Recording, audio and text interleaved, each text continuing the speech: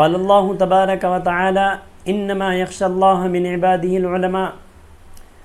صدق اللہ العظیم۔ جب گلستان کو خون کی ضرورت پڑی تو سب سے پہلے گردن ہماری کٹی، اب کہتے ہیں ہم سے اہل وطن، یہ وطن ہمارا ہے تمہارا نہیں۔ ہندوستان کی جنگ آزادی اور ہندوستان کو آزاد کرانے میں جہاں غیر مسلموں نے ساتھ دیا، وہیں مسلمانوں کی تعداد کہیں زیادہ ہے، اور مسلمانوں نے اس وطن کو آزاد کرانے کے لیے جو شروع سے لے کر مغلیہ دور حکومت سے لے کر کے جو انہوں نے قربانی پیش کی ہے، اپنی جان کے نذرانے تک پیش کیے ہیں، وہ کبھی بھلائے نہیں جا سکتے، جو تاریخ کے اندر ورق ہو چکے ہیں اور جن کو تاریخ کے اندر لکھا جا چکا ہے۔ عام طور سے جو سمجھا جاتا ہے اور جو بتائی جاتی ہے وہ یہ ہے کہ سن 1857 عیسوی کی جنگ آزادی یہ اصل جنگ آزادی ہے، اور اس سے پہلے کوئی جنگ نہیں ہوئی، اور صرف اسی کو بڑھا چڑھا کر کے پیش کیا جاتا ہے۔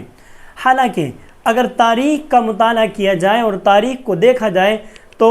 سن 1857 عیسوی سے پہلے بھی اس ملک کو آزاد کرانے کے لیے بڑے بڑے بادشاہوں نے، اور جو مغلیہ دور کے اس وقت کے بادشاہ تھے، انہوں نے بڑی قربانیاں پیش کی ہیں اور انہوں نے اپنی شہادت بھی پیش کی ہے۔ اور 1857 عیسوی کی جنگ آزادی کو یاد دلا کر کے ٹیپو سلطان شہید رحمۃ اللہ علیہ کی جنگ آزادی کو بھلا دیا جاتا ہے۔ اسی طرح سراج الدولہ کی قربانیوں کو بھی بھلا دیا جاتا ہے، اور بھی جتنے بڑے بڑے بادشاہ گزرے ہیں اور انہوں نے اپنی جان کے نذرانوں تک کی جو قربانیاں پیش کی ہیں ان سب کو فراموش کر دیا جاتا ہے، ان کو بھلا دیا جاتا ہے۔ حالانکہ تاریخ اس سے بالکل الگ ہے۔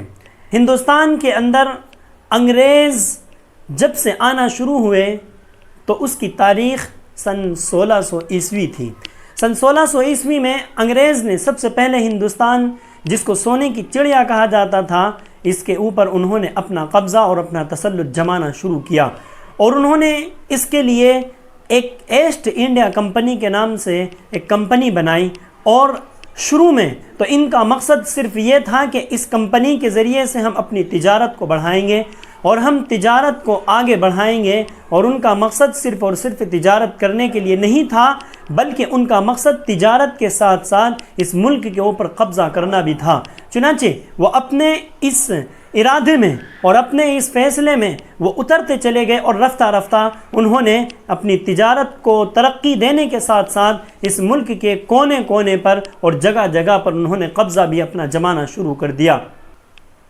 چنانچہ نواب سراج الدولہ نے سن 1757 عیسوی میں سب سے پہلے انگریز کے ناپاک ارادوں کو بھاپا۔ چنانچہ نواب سراج الدولہ نے سن 1757 ہی میں اس ملک کو آزاد کرانے کے لیے اپنی قربانی پیش کی، اور نواب سراج الدولہ نے انگریز کے خلاف ایک جنگ بھی لڑی، لیکن اس جنگ کے اندر ان کے ایک امیر نے ان کے ساتھ خلاف ورزی کی اور وعدہ خلافی کی، جس کی وجہ سے نواب سراج الدولہ یہ جنگ ہار گئے، اور انہوں نے اپنی جان کا نذرانہ بھی پیش کر دیا، اور اس پر ان کی زندگی تمام ہو گئی۔ ان کے بعد جس شخصیت کا نام نامی اور اس میں گرامی اس ملک کو آزاد کرانے کے لیے لیا جاتا ہے، وہ کوئی اور نہیں، وہ میسور کا سلطان فتح علی خان ٹیپو سلطان شہید رحمۃ اللہ علیہ ہیں۔ ٹیپو سلطان شہید رحمۃ اللہ علیہ نے کل 4 جنگیں لڑی۔ سن 1783 میں ٹیپو سلطان شہید رحمۃ اللہ علیہ حاکم بنے، اور اس دور کے اندر جس میں ان کو خلافت ملی، 4 جنگیں انہوں نے مکمل طور پر لڑی ہیں، اور ان میں سے بڑی بڑی جنگیں جو ہیں وہ ایک جنگ کہ جس میں ٹیپو سلطان کو بڑی اچھی طرح سے فتح ملی، اور پھر چونکہ انگریز اپنے دلوں کے اندر یہ بھڑس لے ہوئے تھا کہ کسی نہ کسی طرح سے اس جنگ کا جو ہم ہار گئے ہیں اس کا بدلہ لیا جائے، اور وہ اس انتقام میں اپنی زندگی بسر کر رہے تھے۔ چنانچہ سن 1799 میں سرنگم پٹنہ کے میدان کے اندر ٹیپو سلطان شہید رحمۃ اللہ علیہ اور ان کے جتنے بھی ساتھ مسلمان تھے وہ سب کے سب چل دیے، اور پھر حضرت ٹیپو سلطان شہید رحمۃ اللہ علیہ کو اس جنگ کے اندر ان کے ایک وزیر کی وجہ سے، غداری کرنے کی وجہ سے، بدعہدی کرنے کی وجہ سے ٹیپو سلطان شہید رحمۃ اللہ علیہ یہ جنگ ہار گئے۔ اور پھر حضرت ٹیپو سلطان شہید رحمۃ اللہ علیہ نے ایک مشہور جملہ کہتے ہوئے اپنا جام شہادت نوش فرمایا۔ وہ مشہور جملہ یہ تھا کہ ایک سال کی شیر کی زندگی، ایک دن کی شیر کی زندگی 100 سال کے گیدڑ کی زندگی سے بہتر ہے۔ جب ٹیپو سلطان شہید رحمۃ اللہ علیہ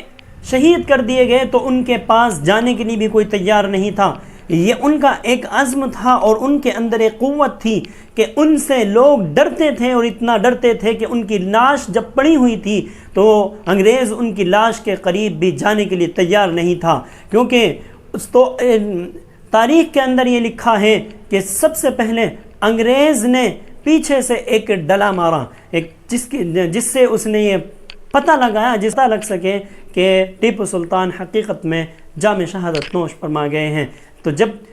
ٹیپو سلطان شہید رحمۃ اللہ علیہ اپنی جگہ سے نہ اٹھیں تو وہ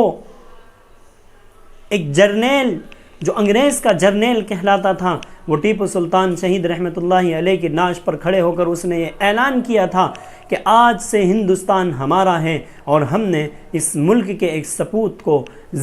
مار دیا ہے، جس کے بعد انہوں نے یہ اعلان کر دیا تھا کہ آج سے ہندوستان ہمارا ہے، اور ہمارا ہی یہاں پر حکم چلے گا، اور ہماری ہی یہاں پر سلطنت ہوگی۔ یہ ٹیپو سلطان شہید رحمۃ اللہ علیہ کا رعب تھا، اور ان کا دبدبہ تھا، اور ان کی قوتی حکومت تھی۔